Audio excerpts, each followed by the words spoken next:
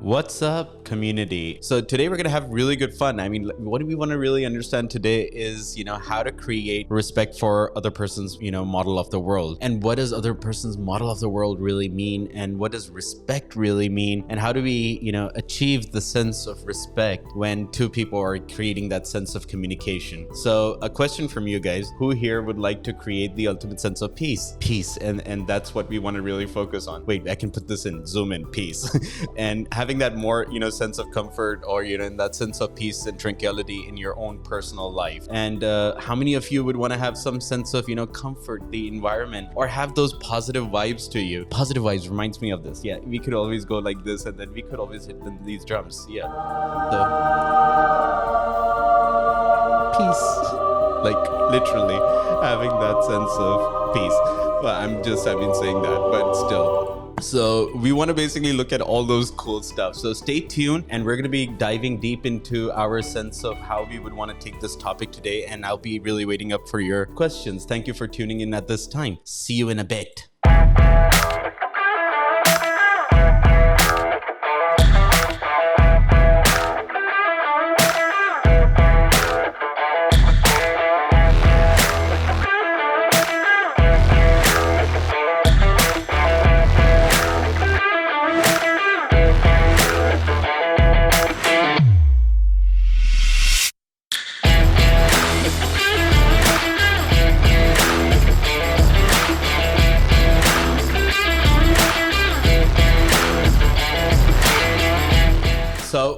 Today we're going to be talking about how to incorporate certain habits or beliefs that would basically empower us and get us that sense of peace and tranquility that we really require in our life. Now, one way is that I'm going to be sharing a lot of tips with you guys, right? So when I do share these tips, do make sure to practice them. No, wait, is the practice really the right word? Practice? Well, you see, practice doesn't make you perfect. We've all heard that quotation, right? Practice makes you perfect. Well, no, practice cannot make you perfect. Depends on what kind of practice you're doing. Practice makes a habit, okay? So we're going to develop certain set of habits, but we want to have certain set of perfect habits. So that would require perfect practice. So how do we understand what does, respecting other person's model of the world really mean? So what we would want to check into is that we can evaluate and look at for, some things in some individuals and their, perspective. Consider this as like two individuals, two human beings who were born at the same time. They're twins. They were born in the same family, but yet they have different perspectives. They have different preferences. One may like a food item, the other one may not like that food item. And then that basically, initiates the conversation that every human being is different. That's really, really important for us to understand so that we can be able to create that sense of respect for other people and also to be able to work around those perfect areas so that we could achieve that sense of respect for them. Now, when we talk about respect, we're also going to be talking a lot about communication, okay? And when we're going to discuss what communication really means is that we would want to see the sense and essence of how we can communicate more effectively in order to achieve respect from other people, or to reciprocate that respect from other people for us, or how do we give and initiate that sense of respect for other people. So those are all the types of domains that we're going to look at. Now, when I say respect, okay, we want to be, a little bit considerate. What do we really mean by respect? We're saying that we want to respect other person's model of the world, yet we're not saying we must agree with their model of the world. Now, these are two different things. So we want to understand the difference between respecting and agreeing. So it's not necessary that you must agree with them, but one can always respect certain person's opinions, perspectives, or whatever they're sharing in their general context of, domain. Now, what is the opposite of respect? The opposite of respect is disrespect. And you must have all heard this word dis, it's kind of like distance, disconnect, disrespect. I don't know if even that's a word right now to introduce, but that's what we want to basically avoid and create more sense of accountability and responsibility from our sense of N. And we don't always have to agree, guys. Please take this topic and context into perspective that we don't have to really agree always. We don't have to buy into somebody's model of the world. All we're saying is just respecting. because we want to create that sense of empowerment for ourselves. At least that's pretty much important for us, I guess. Now, let's look at this from a, lens angle. Have you ever seen that image where there's a 6 drawn and, somebody who's seeing it from the top may see that as a 6, somebody who's seeing it from some other angle may see that as a 9. Now, none of them are wrong, but they have a different perspective depending from which point of the reference or which point of the focal length are they really sitting and seeing that,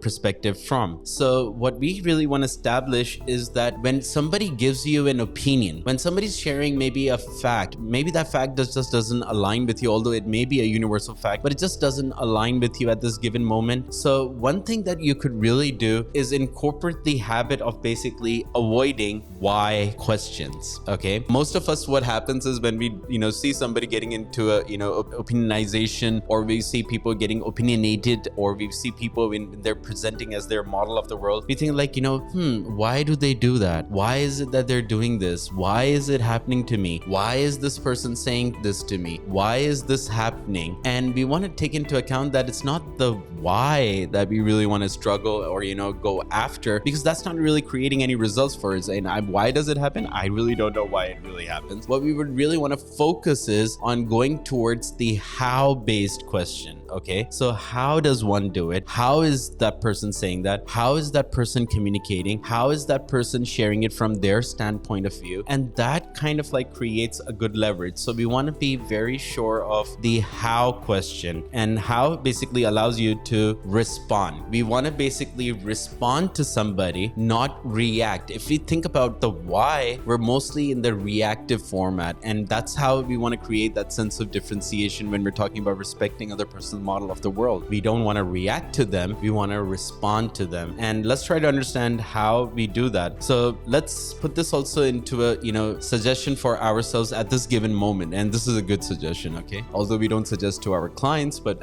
this is a suggestion because we're learning this perspective. Don't challenge the person. We don't want to challenge the problem. We don't want to challenge the opinion. We want to challenge the process, and the way we can do it is by understanding how they do that. And once we know how they do that, we're now focusing on the process rather than the person. And I hope this really resonates with you guys, and this really makes the sense of how we're basically going to take this topic along. So here's also a perspective. Think about this one. Just because you're right does not mean I am wrong. Okay, how interesting and how cool is that? Just because you're right does not mean I'm wrong. It just means I may be seeing life from a different angle, and this is technically a very different angle to see from. So it kind of like basically means that we're seeing things from a different lens or a different angle. And when we're doing this also, we want to get into certain habituations of allowing us to allow that peace to come towards us also, right? And how do we allow that peace to come towards us? Now, that's basically called the cleansing process, okay? We go to the gym, we work out, and that's for our body. We basically pray, and that's a spiritual reckoning of our,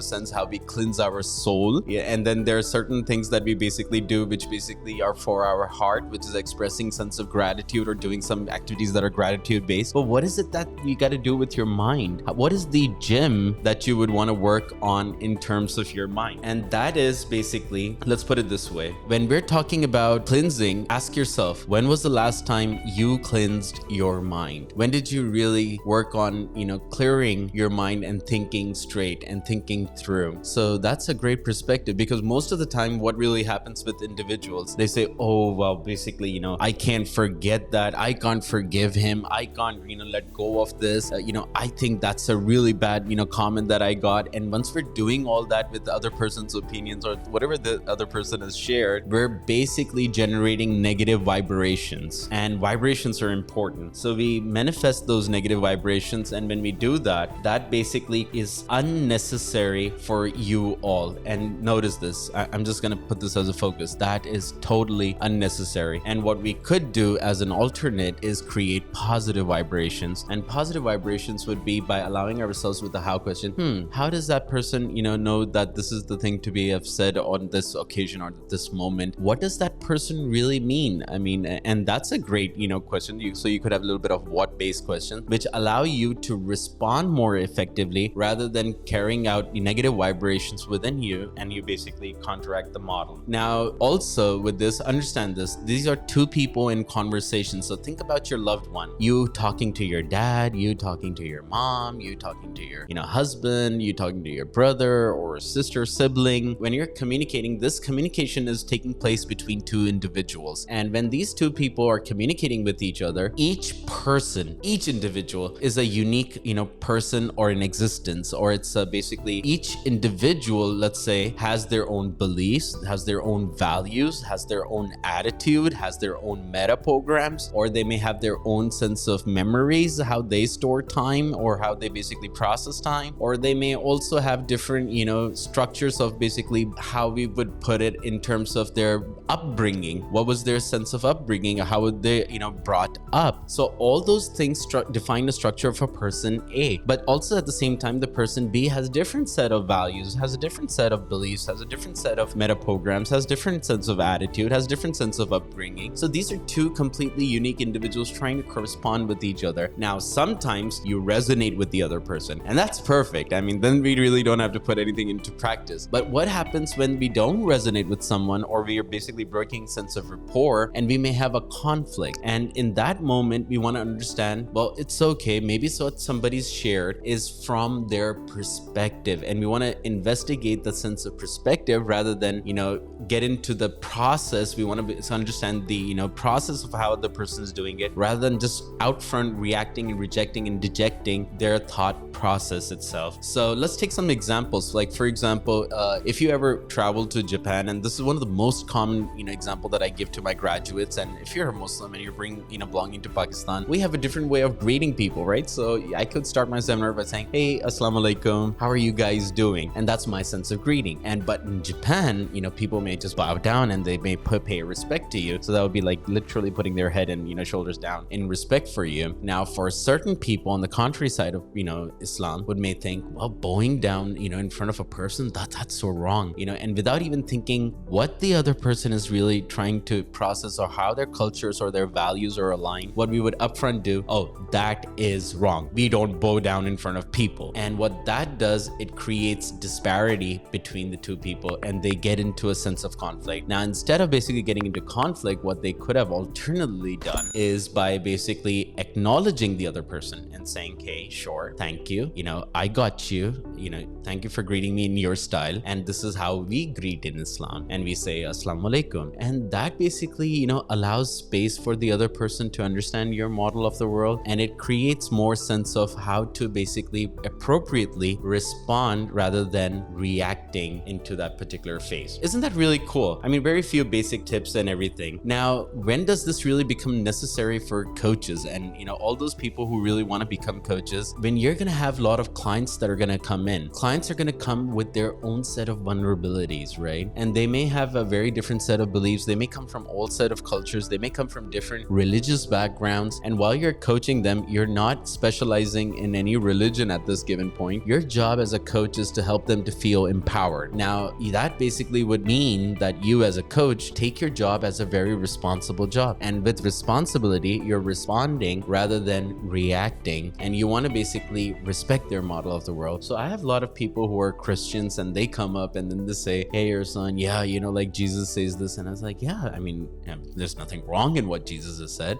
And we also equally believe in Jesus Christ, and peace be upon him. And I, basically support them, and I utilize. So the important aspect here is utilization. Utilize other person's model of the world in terms of building rapport and conjunction with them to having them to feel more empowered. So somebody, who could be a Hindu brother and may say, Lord Krishna says this. And I was like, yeah, that's true. And I mean, there isn't anything wrong in that. And you may basically, utilize that to help you in favor. And sure, if there's something that is against your belief system. So again, we're not really, accepting it. We're just basically, respecting it. It was like, thank you for sharing that. Yeah. And as in my example, here's one more example, and you can share share an example from your side. So that's mutually consented, and that helps the client to feel at a more pace, and helps them to get over their sense of vulnerability. Let's take this a notch up. Now, for example, most of my clients that I do also work with are from the LGTB community, and they're also sometimes, asexual. They may be also coming from backgrounds such as, we can say intersex. So they may have a various, set of backgrounds that they may come back, and they may be sharing their vulnerabilities. Now, when they talk to you, they're talking to you in sense of confidence, because that's the confidentiality you have signed with your client. Or you may let them know that, I will never take a coaching client who may fall in that group. But if you have, I think it's great to learn from these individuals and what basically may be causing, the sense of disempowerment for them, so that you can leverage more support to them, right? So when they come up and they say, I have a scenario, let's talk about asexuality for a moment. So we had a client who was basically asexual, and asexual people are the ones who basically do not have, they may have a little sense of rejection and dejection towards physical touch, or they may be repulsed by the sex. And that's not, the only spectrum. The ace spectrum is a huge, gender spectrum, but that's one area of how the client may be talking to you. Now, what we really need to enable ourselves as a coach is to understand their challenge area and problem, and help them to give a solution that resonates with them, not forcing our opinions on them, but being able to investigate how we could support them and help a sense of creating more empowerment for them. That's something that basically they're going in terms of their sense of troubles that they're experiencing in life. This is a beautiful way that I could build my community, how I could serve you guys, and how I could bring topics that are more meaningful for you to create the empowerment you need. Take care. Arslan Larik signing off.